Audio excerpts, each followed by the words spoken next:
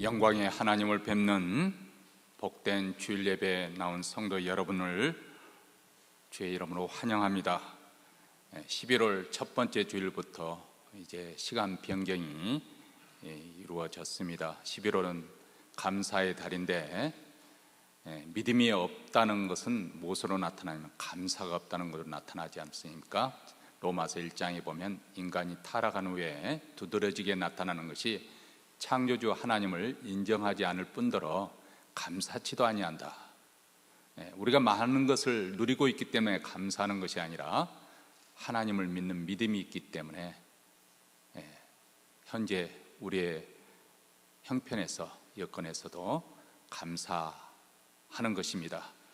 11월 한 달 동안 우리의 입술의 열매가 감사로 채워지는 그런 한 달이 되어지기를 바랍니다.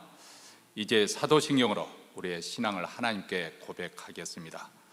전능하사 천지를 만드신 하나님 아버지를 내가 믿사오며 그의 아들 우리 주 예수 그리스도를 믿사오니 이는 성령으로 잉태하사 동정녀 마리아에게 나시고 본디오 빌라도에게 고난을 받으사 십자가에 못 박혀 죽으시고 장사한 지 사흘 만에 죽은 자 가운데서 다시 살아나시며 하늘에 오르사 전능하신 하나님 우편에 앉아 계시다가 저리로서 산 자와 죽은 자를 심판하러 오시리라.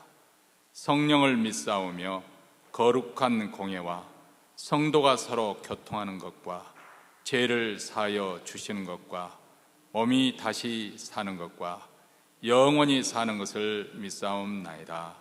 아멘. 찬송가 28장 복의 근원 강림하사.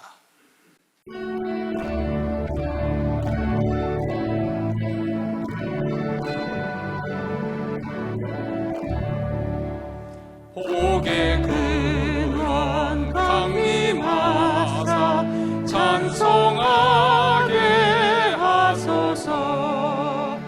한량없이 자비하시 증량할 길 없도다. 천사들의 찬송가로 나를 가르치소서. 구속하신 그 사랑을 항상 찬송합니다. 주의 크신 도움 받아 이때까지 왔으니 이와 같이 전국에도 이루기를 바라네. 하나님의 품을 떠나 죄에 빠진 우리를 예수 구원하시려고 보혈 흘려주셨네. 주의 귀한 은혜 받고 일생 빚진 자 되네. 주의 은혜 사슬 대사 나를 주께 메소서. 우리 마음은 연약하여 범죄하기 쉬우니 하나님 받으시고 전국인을 치소서.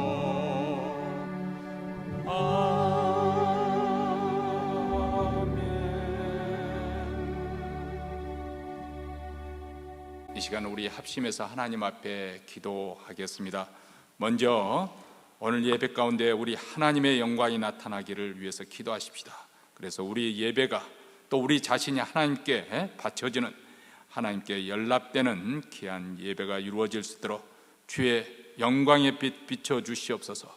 하나님의 임재가 생생하게 느껴지는 주일 예배가 이루어지기를 원하고, 하나님의 이름이 존귀케 되어지는 귀한 역사가 나타나는 예배가 되게 하옵소서.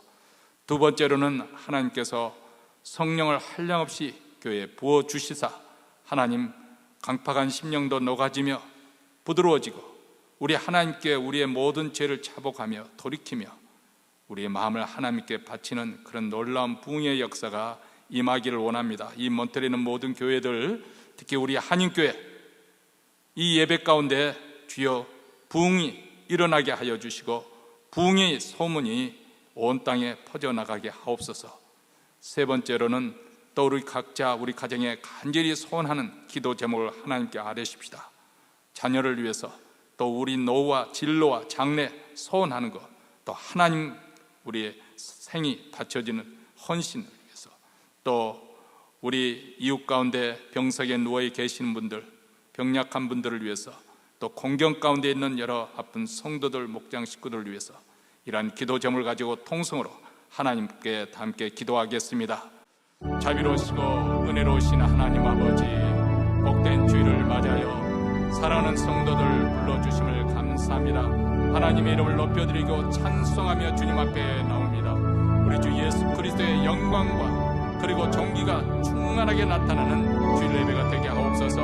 하나님의 영광을 빛을 비춰서 우리로 하여금 귀한 그 빛에 들어가 압도되어지는 귀한 예배가 되어지기를 원합니다. 하나님의 임재가 생생하게 느껴지게 하시고 하나님께 우리 자신이 우리 예배가 연락되어지는 귀한 축복의 자리가 되어지기를 원합니다. 주여 주의 영광이 충만하게 나타나는 주일 예배 이 시간이 되게 하여 주시기를 원합니다. 하나님께서 사랑하는 교회 성령의 기름 한량없이 부어주셔서 우리의 마음이 강파했던 마음도 녹아지게 하시고 껴지게 하시고 부드러워지게 하여 주시고 아버지 하나님 우리의 불순종과 불신앙에 대해서 돌이키며 우리의 심령을 하나님께 바치며 우리의 마음을 드리며 헌신하는 귀한 부흥의 역사가 살아가는 교회의 그런 놀라운 복음의 역사, 부흥의 역사가 일어날 수 있도록 아버지 이 시간에 우리를 마음을 새롭게 하시옵소서. 충만케 하여 주시옵소서. 몬트레는 모든 교회의 아버지 성령의 기름을 부어주시고 특별히 우리 한인교회 아버지 부흥의 역사가 일어날 수 있도록 부흥의 소문이 온 천하에 퍼져나갈 수 있도록 주여 도와주시기를 원합니다. 우리를 궁일히 여겨 주시옵소서. 말씀과 기도로 새롭게 부흥의 역사가 일어나게 하여 주시옵소서. 코로나 팬데믹으로 두려워하지 않고 수척당하지 않게 하여 주시옵시고 두려움을 떨쳐버리게 하여 주시기를 원합니다. 하나님 아버지 또한 아버지로 이 시간 아버지 사랑하는 성도들 가정마다 복을 주시기를 원합니다. 병약한 성도들 가정에 복을 주시옵시고 아버지 하나님여 정도는 주께서 아버지 하나님 경제적인 여러 가지 어려움과 공경에 빠진 성도들 새롭게 충만하게 채우시고 자녀들을 위해서 기도하는 기도들을 응답하여 주셔서 하나님의 살아계심 하나님의 능력이 많으심을 깨닫게 하시고 하나님을 체험하게 하시고 하나님을 경험하는 축복된 은혜의 자리가 되기를 원합니다. 하나님 영으로 드리는 기도가 되게 하시고 하나님께 연락되는 귀한 시간이 되기를 원하오니 주여 우리를 만나주시고 우리를 궁일히 여기서 돌아보아 주시옵소서. 하나님의 은혜의 역사가 이 시간에도 일어나기를 간절히 원하고 기도합니다. 자비로우신 하나님 역사하여 주시옵소서. 하나님의 그릇으로 응답하여 주시옵소서. 아버지 이 예배 가운데 우리를 만나 주시옵소서. 아버지 우리 영을 새롭게 하시옵소서. 충만케 하시옵소서. 하나님 도와주시옵소서.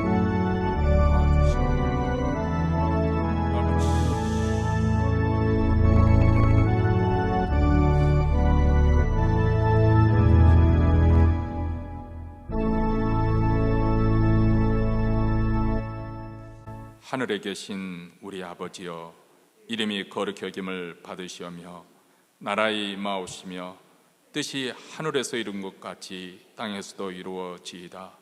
오늘날 우리에게 일용할 양식을 주옵시고 우리가 우리에게 죄진 자를 사하여 준 것 같이 우리 죄를 사하여 주옵시고 우리를 시험에 들게 하지 마옵시고 다만 악에서 구하옵소서. 대개 나라와 권세와 영광이 아버지께 영원히 싸움나이다. 아멘. 하나님 말씀은 구약 학개서 학개 2장 1절부터 9절 말씀 우리 다 같이 읽겠습니다. 7월 곧 그달 21일에 여호와의 말씀이 선지자 학개에게 임하니라. 가라스대 나는 스알디엘의 아들 유다 총독 스룹바벨과 여호사닥의 아들 대제사장 여호수아와 남은 백성에 구하여 이르라. 너희 중에 남아있는 자 곧 이전 영광을 본 자가 누구냐? 이제 이것이 너희에게 어떻게 보이느냐? 이것이 너희 눈에 보잘것이 없지 아니하냐? 그러나 나 여호와가 이르노라. 스룹바벨아 스스로 굳세게 할지어다. 여호사닥의 아들 대제사장 여호수아야 스스로 굳세게 할지어다. 나 여호와의 말이니라. 이 땅 모든 백성아 스스로 굳세게 하여 일할지어다. 내가 너희와 함께 하노라. 만군의 여호와의 말이니라. 너희가 애굽에서 나올 때 내가 너희와 언약한 말과 나의 신이 오히려 너희 중에 머물러 있나니 너희는 두려워하지 말지어다. 나 만군의 여호와가 말하노라. 조금 있으면 내가 하늘과 땅과 바다와 육지를 진동시킬 것이요 또한 만국을 진동시킬 것이며 만국의 보배가 이르리니 내가 영광으로 이 전에 충만케 하리라. 만군의 여호와의 말이니라. 은도 내 것이요 금도 내 것이니라. 만군의 여호와의 말이니라. 이 전에 나중 영광이 이전 영광보다 크리라. 만군의 여호와의 말이니라. 내가 이곳에 평강을 주리라. 만군의 여호와의 말이니라. 아멘. 사람이 나이가 들면은 미래에 대해서, 장래에 대해서 꿈을 꾸기보다는 과거를 되돌아보고 과거를 회상하면서 반추하는 일이 더 많아지게 됩니다. 숨가쁘게 살아왔던 우리 이민자들도 어느 정도 생활의 안정을 갖게 되면 과거에 살아왔던 그를 돌아볼 그런 마음의 여유가 생기지요. 그동안 미국에 건너와서 비교적 어려운 일도 잘 극복해 하면서 살아왔습니다. 또 고통을 당할 때도 의연하게 버티면서 잘 견뎌왔습니다. 그러면서도 현재 삶에 우리가 어느 정도 또 마음의 안정을 가지고 살아가면서도 또 마음 한편에서는 장래에 대한 불안과 두려움이 없지 않아 있습니다. 그것은 바로 지금 내가 잘 살고 있는 것일까? 이대로 쭉 살아가도 나중에 후회는 없는 것일까? 혹시 더 나은 길을 놔두고 내가 엉뚱한 곳에서 아니면 잘못된 길을 내가 가고 있는 것은 아닐까 하는 그런 염려, 그런 생각이 우리를 불안하게 하는 것이죠. 코로나 팬데믹이 아직 종료되지 않은 이런 상황 속에서 참 많은 사람들이 어려움을 겪고 있습니다만, 또 어려움을 겪는 중에서도 어떤 분들은 또 비즈니스가 잘 돼서 좋아라고 하는 분도 계실 것이고, 어떤 분은 주식에 투자했다가 큰 이익을 봤다고 그렇게 즐거워하는 일도 있을 것입니다. 자, 이런 소식을 우리가 들을 때 우리 자신이 또 우리 인생이 조금 더 초라해지는 느낌이 들지 않습니까? 또 앞일에 대한 불안감이 더 가중되는 것을 느끼게 됩니다. 사실 세상 사람들은 알게 모르게 재물이랄지 사회적인 명성이나 그런 어떤 사회적인 위치가 자기들을 지켜주는, 든든하게 보호해주는 울타리가 되어줄 거라고 그렇게 생각하는데, 우리에게는 과연 든든하게 되어줄 그럴 만한 울타리가 있는 것인가? 어쩌면 이제는 나이가 들면서 갈수록 늙어가고 또 병들어서 거동조차 점점 불편해가는 분들이 우리 가운데 있습니다. 과연 이런 상황에서 무엇이 내게 희망이 되어줄 수 있는 것일까? 무엇이 내게 든든한 반석이 되어줄 수 있을까? 과연 우리의 노후 대책은 무엇이 되어야 하는 것일까요?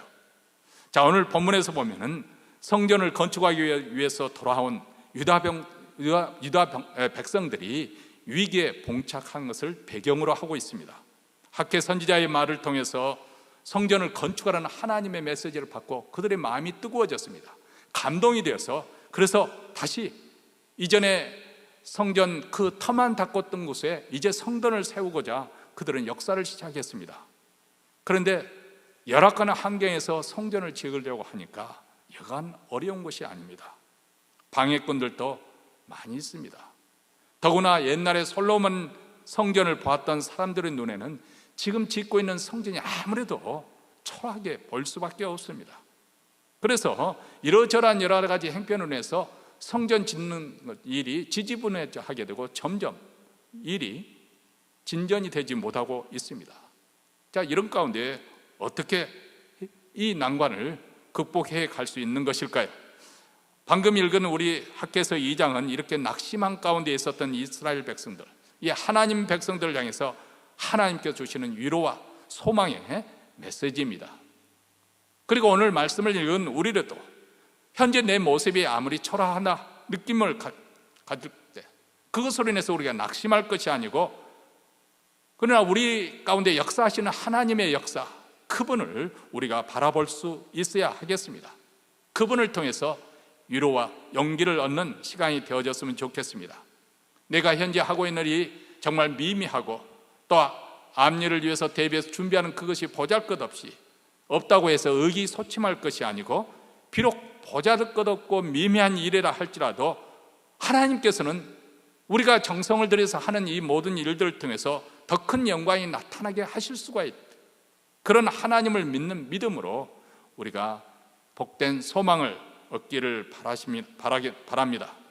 먼저 하나님인 이스라엘 백성들에게, 유다 백성들에게 내가 너희와 함께 하노라 하면서 위로를 해주시고 또 용기를 불어 넣어주고 계십니다. 솔로몬이 나라를 다스릴 때는 나라가 아주 강성했습니다. 그래서 인근 국가에서부터 조공을 바쳐올 정도였죠. 그래서 나라가 얼마나 부강한지, 금과 은이 아주 풍부해지고 은은 어느 정도 길가에 굴러다니는 돌덩이처럼 취급받을 그럴 정도였습니다. 그리고 고급 제목으로 쓰이는 백향목 또한 들판에 있는 뽕나무처럼 흔하게 여길 정도였습니다. 아버지 다윗은 그의 평생 소원이 자기 손으로 성전을 짓는 것이었는데 하나님께서 허락하지 않았죠. 너는 전쟁터에서 피를 많이 흘렸으니까 내가 이 일을 허락하지 않겠다. 그래서 하나님이 허락하지 않으니까 아들 솔로몬이 성전을 짓도록 하기 위해서 만번의 준비를 갖췄습니다. 성전과 성전에 쓰일 기구, 그리고 성전을 장식할 그 모든 것을 위해서 막대한 양의 금과 은을 쌓아놓고 또 녹과 철, 목재와 석재, 이 모든 것을 준비해 주었습니다. 그래서 솔로몬이 성전을 지을 때는 이런 막대한 물자를 마음껏 사용하면서 또 수많은 일꾼들, 몇만 명 되는 그런 일꾼들을 동원해서 7년에 걸친 그런 대공사를 했으니까 얼마나 잘 지었겠습니까? 더군다나 채석장에서 완전히 다듬은 돌만, 그것을 준비해서 가지고 운반해서 성전을 짓는데 성전 안에서는 망치나 이런 여러 가지 연장 소리가 나지 않을 정도로 아주 주도면밀하게 정성을 다해서 성전을 정했습니다. 그렇게 지은 성전이기 때문에 그 명성이 오늘날까지 전해져 내려오는 것이 아니겠습니까? 그런데 지금 현재 유다 백성들이 지는 지금 현재의 성전은 그때와는 전혀 다른 상황입니다. 국가가 패망한 관계로 70년 동안 포로로 끌려갔다가 이제 고국에 돌아와 보니까 폐허 상태 그대로입니다. 여기서부터 시작, 가진 것도 별로 없고 필요한 건축제대로 제대로 구할 수가 없습니다. 그중에 가장 중요한 목재로 쓰일, 고급 목재로 쓰일 레바논 백향목을 구할 수가 없어서 하나님께서 저들로 하여금 인근 산에 있는 나무를 베어다가 그렇게 사용하도록 합니다. 그러니까 예전 성전과 자연히 대조적일 수밖에 없습니다. 솔로몬 성전을 직접 목격했던 노인들은 공사 현장에 나와서 볼 때 그것이 얼마나 초라했던지, 왕년에 내가 보았던 성전은 이렇게 초라하지 않았는데 이렇게 한탄을 하고 있습니다. 노인들이 하는 말을 듣고 보니까 자기들이 짓고 있는 그 성전이 너무 초라하게 느껴집니다. 이런 상황에서 일할 맛이 나지 않는 것이죠. 자연히 사기가 떨어집니다. 그렇다고 해서 주변에서 같이 일을 해가 도와주는 사람이 오히려 성전을 짓는 것을 방해하는 세력들이 호시탐탐 기회를 노리고 있는 상황입니다. 또 유브라테스강 서쪽 지역을 관할하고 있는 총독은 누구의 허락으로 성전을 다시 짓기 시작했느냐, 이렇게 따져 묻는 신문하는 상황입니다. 성전 공사가 더 이상 진전되기가 어려운 상황이 되어버리고 말았습니다. 자, 이렇게 의욕을 상실해버리고 낙심했던 유다 백성들을 하나님께서 찾아오셔서 그들의 마음을 먼저 알아주시죠. 그래서 3절에 이렇게 그들에게 반어법으로 질문을 합니다. 너희 중에 남아있는 자, 곧 이전 영광을 본 자가 누구냐? 이제 이것이 너희에게 어떻게 보이느냐? 이것이 너희 눈에 보잘것없지 아니하냐? 솔로몬 성전을 봤던 사람들의 눈에 비친 현재의 그 성전에 지어가는 그 모습은 초라하다는 것. 아니, 하나님도 그런 상황을 모르고 계신 것이 아니다는 것. 너희들이 어떻게 생각하고 어떻게 느끼고 있는 것 나도 알고 있다는 것을 하나님께서 이렇게 말씀하고 있는 것입니다. 하나님은 자기 백성에 대해서 무관심하거나 아니면 방치해 내버려 두시는 그런 분이 아니십니다. 그들의 사정을 너무나도 잘 알고 계십니다. 그래서 4절 말씀에 그들에게 이렇게 위로와 용기를 주지 않습니까? 그러나 여호와가 이르노라, 스룹바벨아 스스로 굳세게 할지어다. 여호사닥의 아들 대제사장 여호수아야 스스로 굳세게 할지다. 나 여호와의 말이니라. 이 땅 모든 백성아 스스로 굳세게 하여 일할지어다. 내가 너희와 함께하노라. 만군의 여호와의 말이니라. 자, 만군의 여호와께서 말씀하는데 너희는 스스로 굳세게 할지다. 이것이 스룹바벨과 여호수아와 또 백성들에게 3번에 걸쳐서 반복해서 그 말은 강조를 하고 있습니다. 스스로 굳세게, be strong, 굳세게 하라, 강하라, 담대하라, 그 말씀입니다. 의기소침하거나 아니면 두려워서 뒤로 물러서지 말고 계속해서 전진해서 일을 하라는 것입니다. 왜냐하면 하나님께서 함께 하시다. 내가 너희와 함께 하노라. 함께 하시기 때문에 너희는 염려할 필요 없고 두려워할 필요가 없고 하나님의 함께 하심으로 너희는 담대하라, 이렇게 말씀합니다. 여러분, 여기서 한번 생각해 보시기 바랍니다. 이 유다 백성들이 바빌론 포로가 되어서 그곳에서 포로 생활을 할 때 그들이 언제 고국으로 데려갈지 꿈이라도 꿨겠습니까? 그들이 고국에 돌아서 성전을 다시 재건할 줄이야 꿈이라도 꿀 수가 있었습니까? 그런데 불현듯 어느 날 하나님께서 하나님을 인정하지 않는 이방왕 고레스의 입술을 통해서 칙령이 반포가 되지 않습니까? 너희들 고국으로 돌아가서 하나님의 성전을 재건해도 좋다. 허락이 떨어집니다. 얼마나 놀랍습니까? 또 얼마나 감격스러울까요?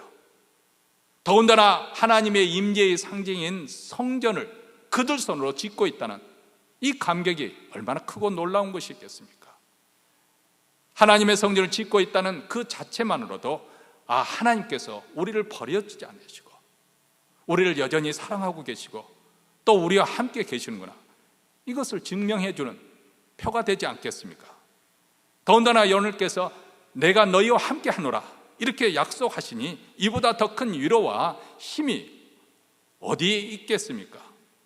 어떤 대적이 하나님보다 더 강하고 하나님보다 더 큰 대적이 어디 있겠습니까? 그 하나님께서 5절에서 계속해서 이렇게 말씀하십니다. 너희가 애굽에서 나올 때 내가 너희와 언약한 말과 나의 신이 오히려 너희 중에 머물러 있으나니 너희는 두려워하지 말자다. 자, 이스라엘 백성들이 출애굽한 이후에 하나님께서 어떻게 언약을 하셨고 하나님의 신을 어떻게 인도해 주시고 보호해 주셨는지 동일하시는 그 하나님의 약속하신 말, 언약의 말과 그 여호와의 신이 너희들과 지금도 함께 하노라, 이렇게 말씀합니다. 하나님께서 이스라엘 백성들을 출애굽시킬 때 시내산에서 그들과 언약을 맺지 않습니까? 나는 너희의 하나님이 될 것이고 너희는 내 백성이 될 것이다. 너희는 열국 중에서 내 소유가 되겠고 너희가 내게 대하여 제사장 나라가 되며 거룩한 백성이 되리라. 하나님께서 이스라엘 백성들을 열국 중에서 뽑으셔서 특별히 구별하시고 하나님의 백성이고 하나님이 책임져야 하나님의 소유가 되고 열국의 가운데 보배로운 백성으로 그들을 구별해 삼으시겠다고 말씀합니다. 제사장 나라요 거룩한 백성이 되겠다고 하나님께서 그들과 언약을 맺었습니다. 지금도 그 언약은 여전히 유효를 합니다. 그래서 여호수아서 1장 9절에 보면 내가 어디로 가든지 내 하나님 여호와가 너와 함께 하느니라 거듭 약속을 해주지 않습니까? 출애굽기 14장 13절에도 여호와께서 너희를 위하여 싸우시리니 너희는 가만히 있을지어다, 이렇게 약속하셨던 대로 우리 하나님께서는 그들과 함께 동행하십니다. 그들을 위해서 싸우십니다. 그래서 그들을 위해 앞서서 출애굽할 수 있도록 하나님께서 역사하십니다. 그리고 지금도 마침내 그들로 하여금 포로 생활에서 돌아와서 고국에 돌아와서 성전을 재건할 수 있는 기회를 갖고 있습니다. 동일하신 하나님께서 그들과 함께 하십니다. 지금도 언약의 말씀은 유효한 것입니다. 그러므로 그들은 두려워할 필요 없다. 우리 하나님께서 거듭 말씀을 합니다. 사실 우리가 예수를 믿지 않았다고 한다면 우리도 세상 사람들처럼 그런 모습으로 사는 것으로 만족했을지 모릅니다. 그저 고급차 굴리고 크고 넓은 집에서 널널하게 살면서 또 맛있는 거 먹으러 이곳저곳 다니면서 남은 여생을 그러면서 우리 인생을 끝마칠 수 있습니다. 아니, 세상 사람 다 그렇게 되기를 원하고 그렇게 살고 싶어하고 그렇게 살다가 갈 것입니다. 그런데 그들의 삶을 보시기 바랍니다. 하나님을 믿지 않는 사람들, 세상 것으로 만족하는 사람들은 어떻게 사는지 아십니까?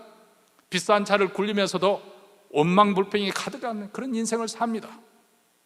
크고 넓은 집에 들어 누워서도 마음이 불안하기가 그지없습니다.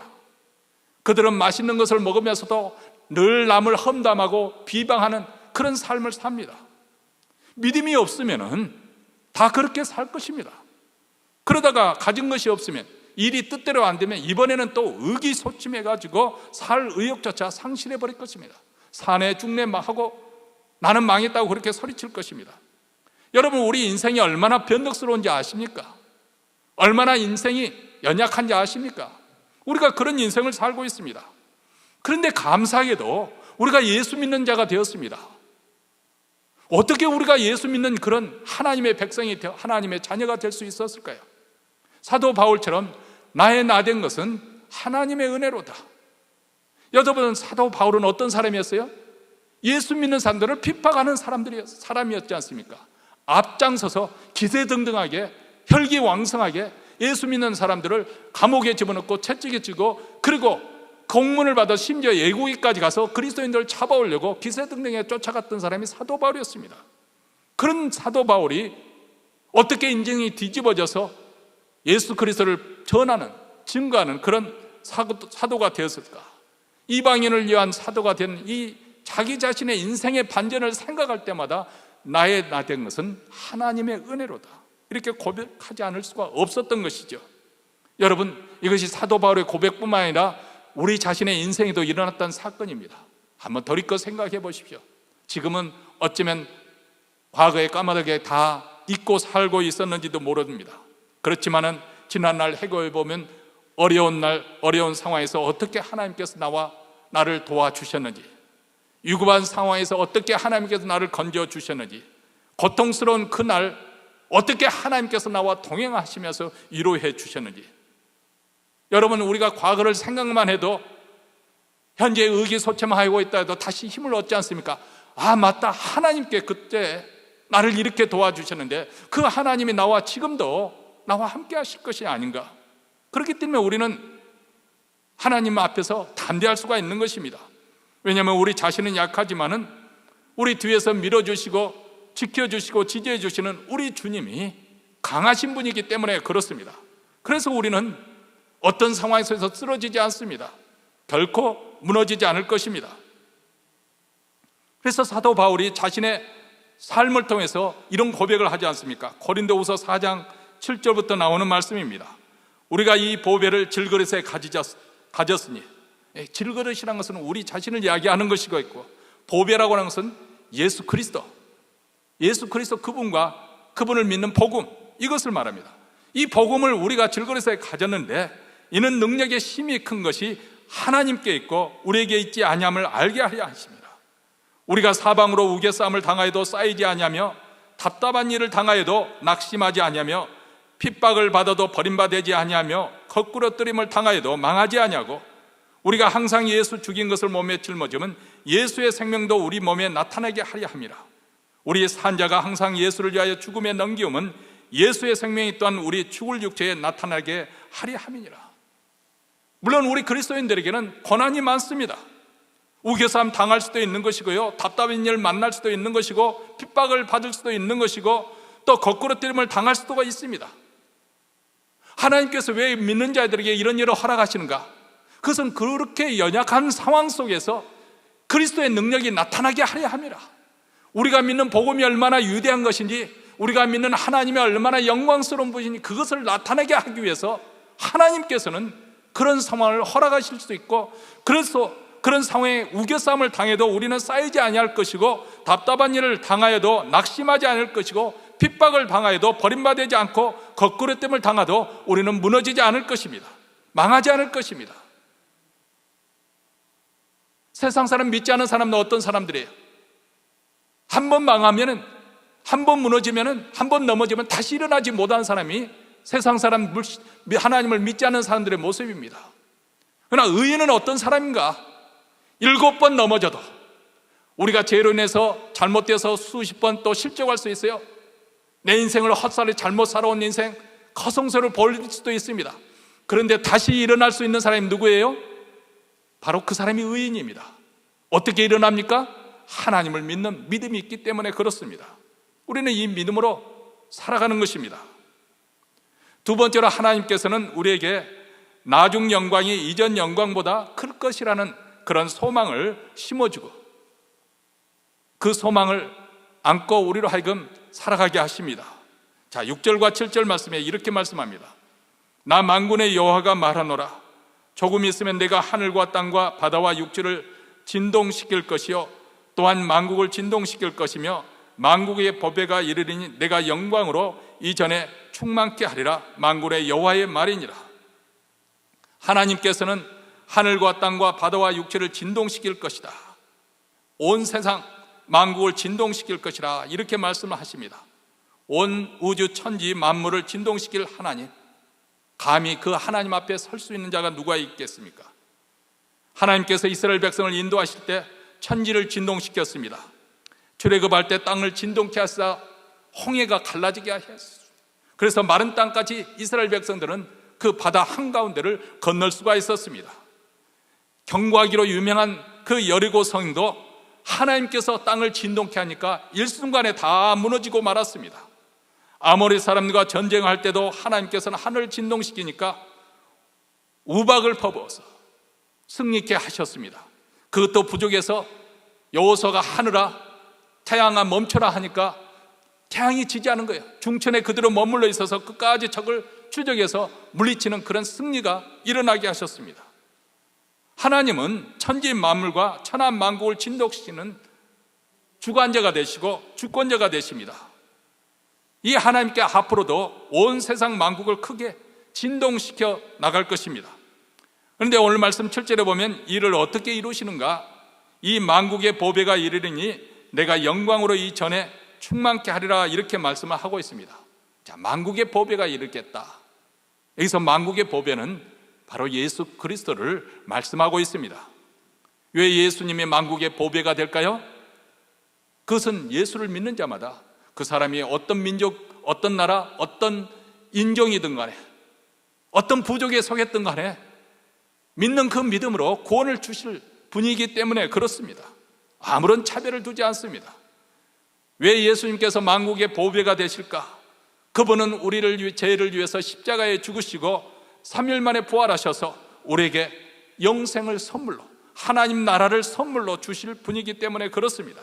바로 그분 안에 모든 지혜와 지식이 감춰져, 모든 보화가 감춰져 있습니다. 물론 사람들은 인정하지 않지요.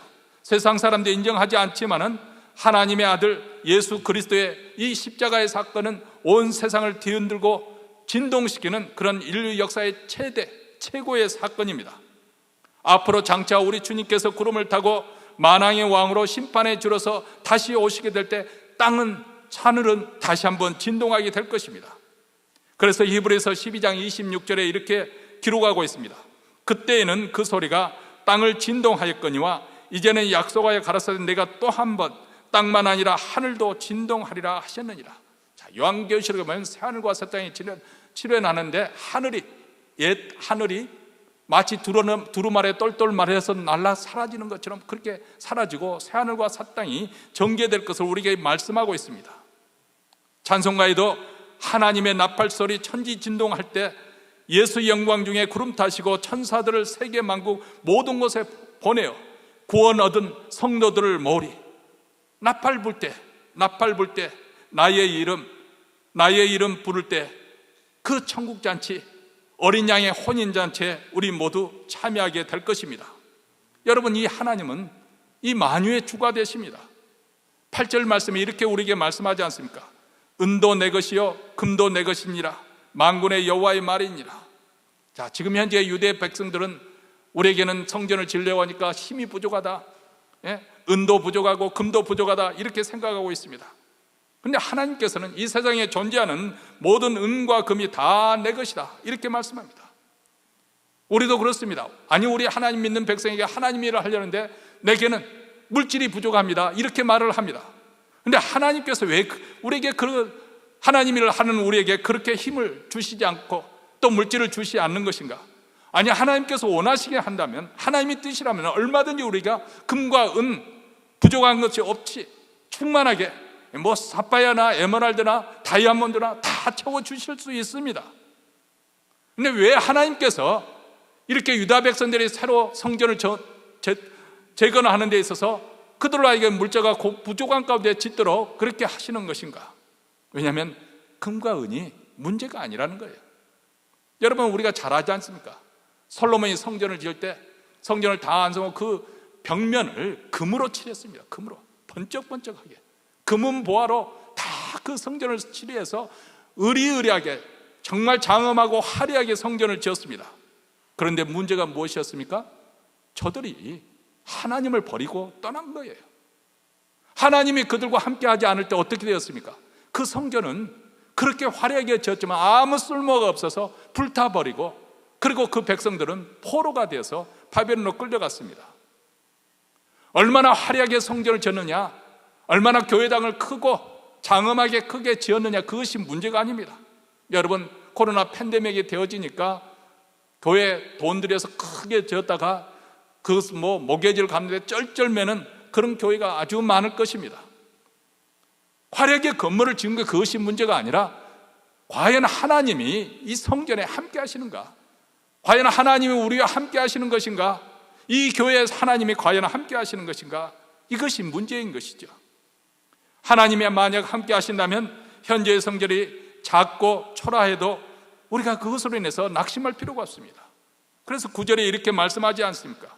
이전에 나중 영광이 이전 영광보다 크리라. 만군의 여호와의 말이니라. 내가 이곳에 평강을 주리라. 만군의 여호와의 말이니라.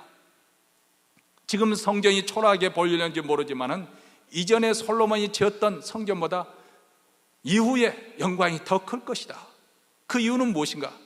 성전의 예형적으로 화려한 것에 문제 있는 것이 아니라 하나님이 바로 이곳에 함께 하시기 때문에, 내가 너희와 함께 하기 때문에 영광이 더 클 것이다, 이렇게 말씀을 하고 있습니다.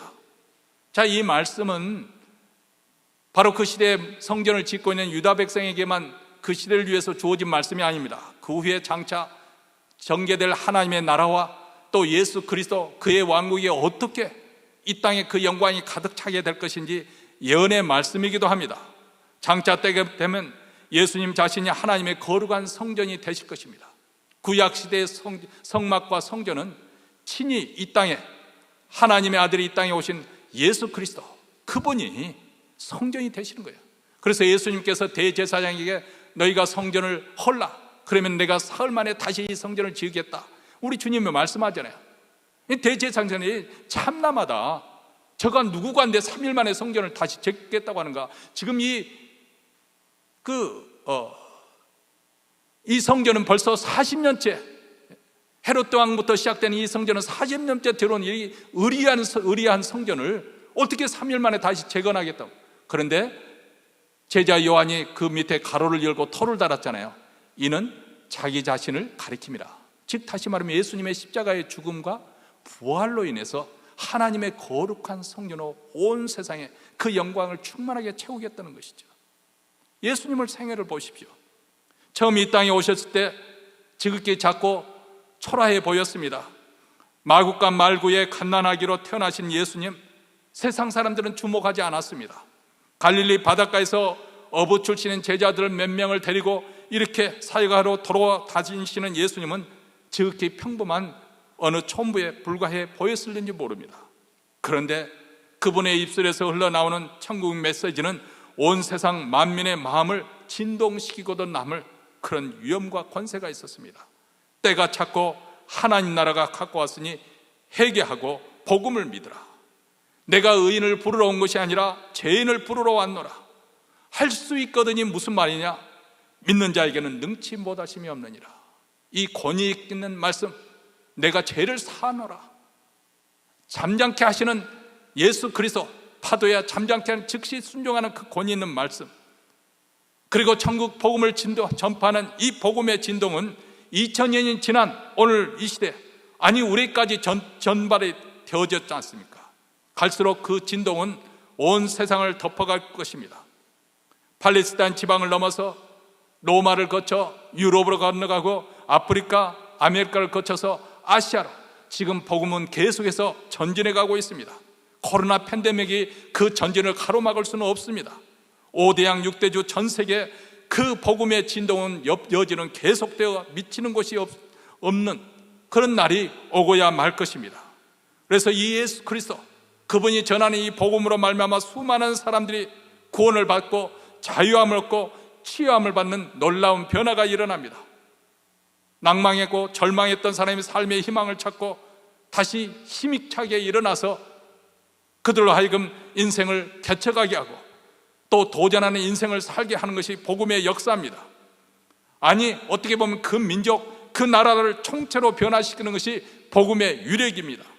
예수 그리스도 그분의 한 분의 복음 선포로 인해서 인류의 역사가 BC와 AD로 이렇게 나눠지지 않습니까? 예수 그리스도가 출생하기 전 BC, 그래서 Before Christ, 그리고 AD, 예수 그리스도께서 오신 이후에 그 연대가 그렇게 둘로 나눠지지 않습니까? 여러분, 지금 현재 하나님께서 유다 백성들에게 원하시는 것은 사람들이 보기에 화려한, 사람들을 만족시킬 만한, 사람들을 감동을 줄 만한 그런 장엄한 성전을 지으라는 것이 아닙니다. 지금 짓고 있는 성전이 초라하다는 것 우리 하나님도 잘 알고 있습니다. 아니, 하나님이 뜻하시면 솔로몬 성전 이상으로도 얼마든지 그렇게 하실 수 있는 분이십니다. 우리는 우리 하나님의 생각, 우리 하나님의 본심을 잘 알고 있어야 됩니다. 우리 하나님이 구하시는 더 크고 화려한 외형적인 것, 그것을 하나님께서 중요하게 여기시느냐, 본질적인 것을 중요하게 여기십니다. 하나님이 이곳에 임재하고 계시는가? 하나님이 우리와 함께하고 계시는가? 하나님께서 우리 예배를 받아주시는 것인가? 아니면 우리 예배 가운데 하나님이 함께해 주시고 그런 임재를 우리가 느끼고 배우고 그 깨닫고 하나님을 만나는 흔적을 안고 집으로 돌아갈 수 있는 것인가? 이것이 중요한 것이죠. 그런 인생, 그런 교회는 시작은 미미하지만 그것은 창작이 될 것입니다. 천국이란 것이 바로 그렇습니다. 처음보다도 갈수록 더 그 영광이 더 충만해져 갑니다. 그리고 나중에는 온 천하의 그 영광으로 가득 차게 될 것입니다. 지금 하나님께서는 유다 백성에게 이렇게 앞으로 장차 일어날 새로운 시대, 그 비전을 보게 하시면서 그들로 하여금 낙심하지 말고 소망을 품고 다시 힘을 내어서 이 초라하고 보잘것없는 성전이야말로 힘있게 감사한 마음으로 또 열심으로 지으라고 지금 하나님께서는 그들에게 소망을 심어주시는 것이죠. 자, 우리도 마찬가지입니다. 우리는 대부분의 사람들이 그렇습니다만, 특히 우리 남성들이 그런 일을 많이 합니다만은 크게 한 방으로 다 처리해 버리려고 하는 그런 경향이 있습니다. 신앙생활을 잘하려고 하면은 어느 날 하룻밤 철야 기도를 해서 그냥 뒤집어지는 그런 역사를 받으려고 한번 성령의 불을 받아 그것으로 끝장을 내려고 하는, 그런 한 방으로 처리하려고 하는 그런 성향이 우리에게는 있습니다.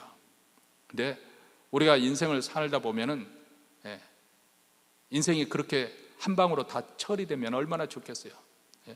결혼식 올리는 것으로 끝나는 것이 아니라 결혼 생활 하는 것 자체가 이제는 우리가 정말 해결해야 될 중대한 도전이죠. 매일매일 살아가는 거예요.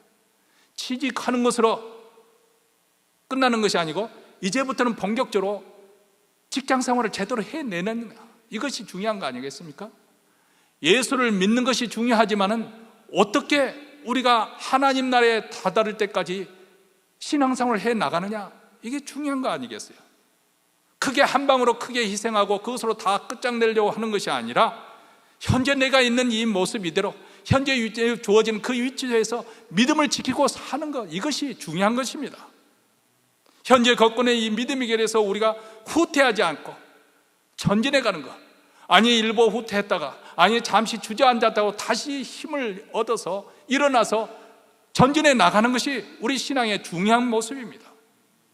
현재 있는 그 위치에서 내가 가진 것으로 헌신하고 수고하고 섬기는 것, 매일매일 자기 자신을 부정하고 자기 십자가를 지고 우리 주님의 길을 뒤따라가는 것, 그 일이 아무리 사소한 일이라 할지라도 이것이 바로 하나님 편에 서는 것이냐, 아니면은 마귀 편에 서는 것이냐, 내가 이 일을 행함으로써 사단을 즐겁게 하는 것이냐, 아니면 하나님을 즐겁게, 하나님을 기쁘시게 하는 것인가, 이것을 항상 판단하고 선택해서 올바른 길로 내가 주님 편에 서기로 다짐하고 결단한 것, 이것이 바로 신앙생활입니다.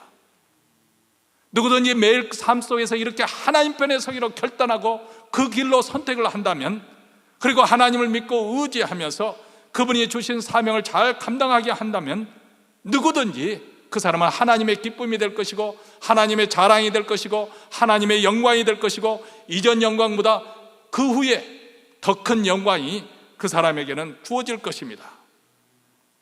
사랑하는 성도 여러분, 우리 모두는 장차 이 말 큰 영광을 다 같이 소망하고 있습니다. 우리에게는 그런 복된 소망이 있습니다. 그리고 그 영광스러운 날이 하루하루 다가오고 있습니다. 계시록 21장 1절부터 이렇게 말씀합니다. 또 내가 새 하늘과 새 땅을 보니 처음 하늘과 처음 땅이 없어졌고 바다도 다시 있지 않더라.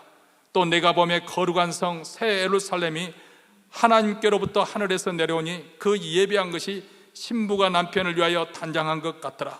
내가 들으니 보좌에서 큰 음성이 나서 가로되 보라, 하나님의 장막이 사람들과 함께 있으며 하나님이 저희와 함께 거하시리니 저희는 하나님의 백성이 되고 하나님은 친히 저희와 함께 계셔서 모든 눈물을 그 눈에서 씻기시며 다시 사망이 없고 애통하는 것이나 고가는 것이나 아픈 것이 다시 있지 아니하리니 처음 것들이 다 지나갔음이니라.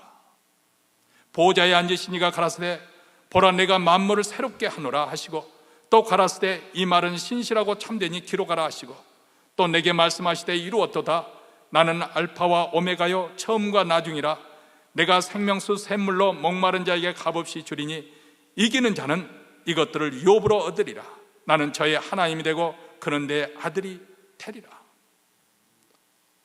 이 복된 소망이 우리의 기쁨이요, 우리의 자랑이요, 우리의 감사입니다.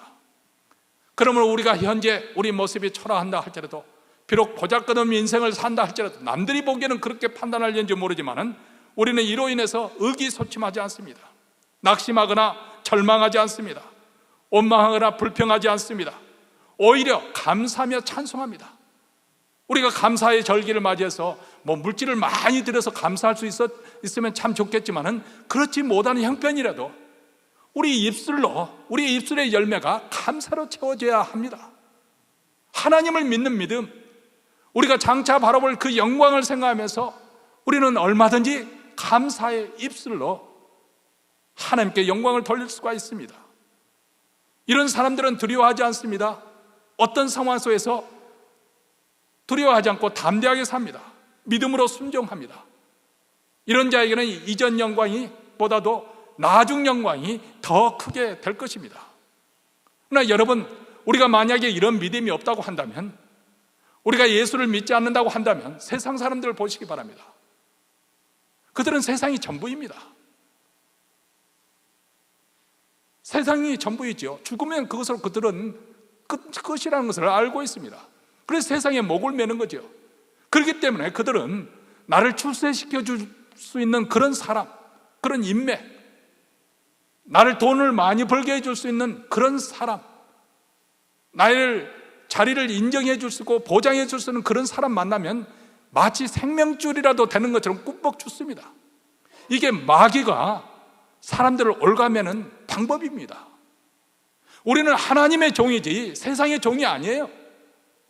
물론 우리도 직장에서 일할 수도 있고 그래서 상관에게 잘해야 되는 그런 의무도 가지고 있지만, 그렇다고 해서 우리가 무서워서 두려워서 벌벌 떨면서 그 사람의 눈에 들기 위해서 온갖 아첨을 다하고 그렇게 아양을 떨면서 그렇게 사는 인생이 아니라 그 말입니다. 우리는 하나님의 사람들이에요. 하나님의 백성이요, 하나님의 자녀들이에요. 세상 사람들은 앞일에 대해서도 많이 두려워하잖아요. 제가 젊었을 때만 하더라도 그것이 미국 사람 전체의 기준이 아니라 제가 들었던 그 기준에서 1, 20만 불만 노후에 노후 자금으로 준비해서 은퇴하면 된다고 그렇게 말을 들었는데, 그런데 그 후로 달라졌어요. 적어도 50만 불은 준비가 돼야 된다. 근데 코로나 팬데믹이 지나고 난다면은 지금은 그 정도 갖고는 안 된대요. 젊은 사람들은 적어도 $1,000,000, 그거 갖고도 안심이 안 된다는 거예요. 이런 말 들으면 좀 거리감을 느끼지 않습니까? 우리 이미 은퇴하신 분들에게는 아주 이렇게 저절로 거리감을 느끼지 않습니까? 그런데 만약 그들이 생각했던 것처럼 그렇게 준비한다고 해서 그들이 안심할 수 있을까요? 안심하지 못하죠. 지금 코로나 팬데믹처럼 이렇게 불확실한 시대가 언제, 이런 시대가 일어날 줄은 누가 알았습니까? 이렇게 불확실한데 이 세상에 아무리 쌓아놓은들 그것이 안심이 될까요? 하나님을 믿지 않으면 다 그렇게 삽니다. 하나님을 두려워하지 않고 세상을 두려워할 수밖에 없어요. 그들은 육체의 정욕에 따라서 죄를 지으면서 세상에 푹 쩔어서 살 것입니다. 이런 사람들에게 엄중한 심판이 기다리고 있다는 것입니다. 계시록 21장 8절에서 계속해서 이렇게 말합니다. 그러나 두려워하는 자들과 믿지 않은 자들과 흉악한 자들과 살인자들과 행음자들과 술객들과 우상 숭배자들과 모든 거짓말하는 자들은 불과 유황으로 타는 못에 참여하리니 이것이 둘째 사망이라. 세상 사람들은 자기가 하고 싶은 대로 살면 그것으로 끝난다, 그것이 죽으면 끝이지요, 그렇게 생각합니다. 그러면서도 죽는다는 것을 굉장히 두려워하지요. 왜 그럴까요? 둘째 사망, 즉 하나님의 엄밀하신 심판이 기다리고 있기 때문에 그렇습니다. 불과 유황불의 연못이 그들을 기다리고 있는 거예요. 사단과 그 절개 노릇했던 그 모든 사람들이 다 거기로 썰려 들어갈 거예요. 될 것입니다. 그때는 죄와 사망도 그 불못에 던져 넣게 될 것입니다. 여러분은 우리가 인간적으로 장래를 생각한다면 불안과 염려를 하지 않을 사람이 어디 있겠습니까? 특별히 이렇게 코로나 팬데믹 상황이 종식되지 않은 이 가운데 이렇게 불확실한 그런 세상에서 살다 보니까 더 염려가 많아질 수밖에 없습니다. 우리 자신의 세대는 이럭저럭 어떻게 살아간다고 하지만 우리 자녀들 그리고 그 다음 세대는 어떻게 살 것인가? 아니 거기까지는 해도 우리 노후는 또 어떻게 될 것인가? 생각이 복잡해졌습니다. 아마 모르긴 모르지만은 제가 예언 한 가지는 하겠습니다.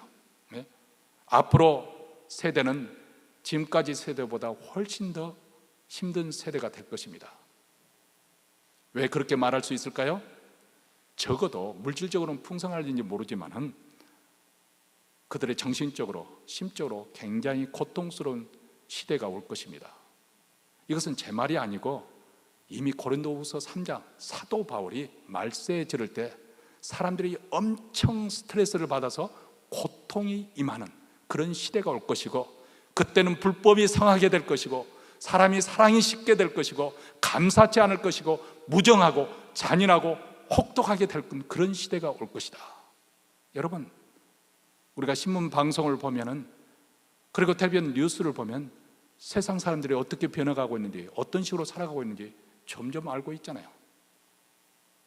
샌프란시스코에서 가게가 약탈을 당하는데 1,000불 미만은 경찰이 잡아가지도 않는데요. 한낮에 때로 몰려들어서 유리창을 깨고 들어가서 물품을 약탈해 가도, 아니 21세기에 미국에 그런 현실이 있어요. 잡아가지 않는다는 거예요. 내버려 둡니다. 이렇게 저는 먹고 살기에 힘들어서 도둑질했다 그것을 가지고 그것을 비난하고자 하는 것이 아닙니다. 단지 앞으로 세상이 얼마나 혼란스러운 무질서한 세상이 될 것인가 하는 것을 예고해 주는 것이 아닌가 생각이 되어집니다. 그런데 우리가 이런 시대, 앞으로 그런 시대에 살고 있겠지만 우리 주님이 말씀하십니다. 은도 내 것이요 금도 내 것이라 만군의 여호와의 말이니라. 모든 축복이 하나님의 손안에 있습니다. 생사화복이 하나님의 장중 가운데 붙잡혀 있습니다. 하나님께서 우리 인생을 축복하시면 나중 영광이 이전 영광보다 크게 되리라. 이것을 매번 하나님께서 말씀하실 때마다 만군의 여호와의 말이니라 거듭 마치 도장을 그때마다 찍어서 확인해 주듯이 그렇게 말씀하지 않습니까? 우리 인생을 우리 하나님께 맡기면 그분이 우리 인생을 책임져 주시면 아무리 앞으로 어떤 세상이 온다 할지라도 두려워할 것이 없습니다. 염려할 것이 없습니다. 왜냐하면 나중 영광이 이전 영광보다 더 크게 될 것이기 때문에. 우리 믿는 자들은 그런 영광을 바라보고 사는 자이기 때문에 그렇습니다. 내 인생을 넘치도록 축복하실 하나님을 믿고 그 믿음을 가지고 이 땅에서 우리는 하나님 나라에 충성하고 그 믿음의 길에서 후퇴하지 않는 우리 모두가 되시기를 주의 이름으로 축원합니다. 기도하겠습니다.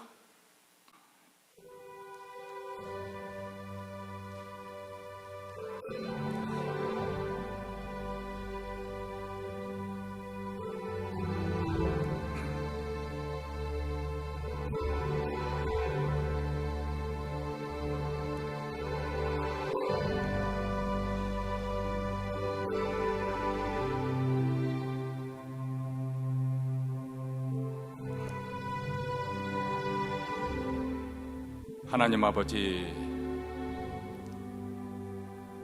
우리는 우리 자신의 인생을 볼 때 참으로 초라하다고, 세상은 저렇게 발전하고 앞서가고 있는데 나는 낙후된 것이 아닌가, 자괴감에 빠질 수도 있고 의기소침하고 낙심할 수도 있습니다. 그런데 오늘 말씀을 통해 다시 한번 하나님께서 내가 너희와 함께 하노라 우리에게 위로를 주시고 담대하라 용기를 주십니다.